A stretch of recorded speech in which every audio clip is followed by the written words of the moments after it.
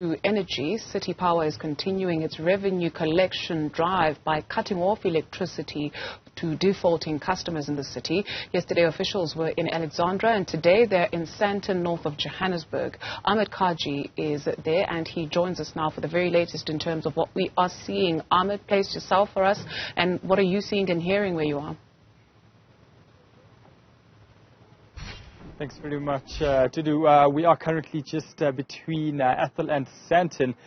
We are seeing currently City Power as well as JMPD officials coming through to residences today to just more or less get in touch with those people who have not paid up to their bills and actually cut them off at the moment. Just to the left of my screen, I'm just going to take a quick step out of shot. You will see a few of those officials at that mini sub over there, and that particular infrastructure more or less provides electricity to the households in and around this particular area. There are a few households which City Power have come through to get in touch with to cut off the electricity supply due to unpaid bills as well. We had spoken to City Power yesterday. They said that the city is owed around 4 billion rand worth of electricity bills, which should be used then for the repairing of infrastructure and for the replacement of cables as well. Cable theft, unfortunately, is a massive scourge facing the city of Johannesburg, and with load shedding and the darkness which happens to come over the city as well, it makes for the perfect conditions of for cable theft to take place. We have seen that in the south of Johannesburg, and then from a provincial point of view as well in the northern areas such as Pretoria and Tshwane. Those particular instances of cable theft do also take place. So on this particular front, over today, the cable theft may not necessarily be the primary aspect of today, but that revenue collection and cutting off of people who may not be paying their bills is at the forefront of today's operations as well. And this now is also an ideal opportunity to actually bring into the conversation Isaac Mangena, the spokesperson for City Power. Isaac, thanks very much for your time today. We are seeing operations going into day 2 around the cutting off of defaulting customers. Yes, indeed. We are on day 2 of this operation that we have started yesterday with the businesses around Alexandra, Q and Wynberg and Bramley areas. What we want to do is to basically ensure that we recover at least 36 million rands in the next coming 3 days, which started yesterday, tomorrow at least, and into the end of the week, so that we can at least start moving on our revenue targets that we have set. This SDC alone, the depot alone, is basically owed about 363 million rands by the residents across the city of Johannesburg, and most of those residents are actually business customers that actually are not paying for electricity, and these are the customers that really do have money.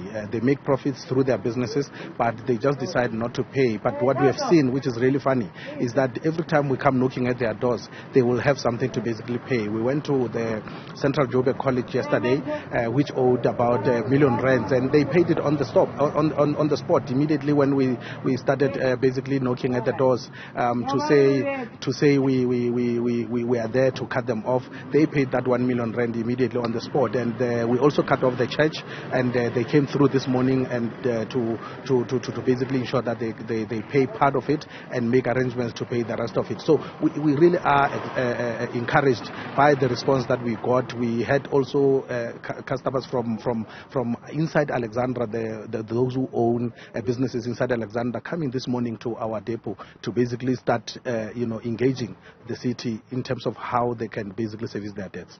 Isaac, we had seen earlier this morning that you were out at the Nigerian consulate. We believe you have cut off the electricity supply. Can you just give us some confirmation and details around that?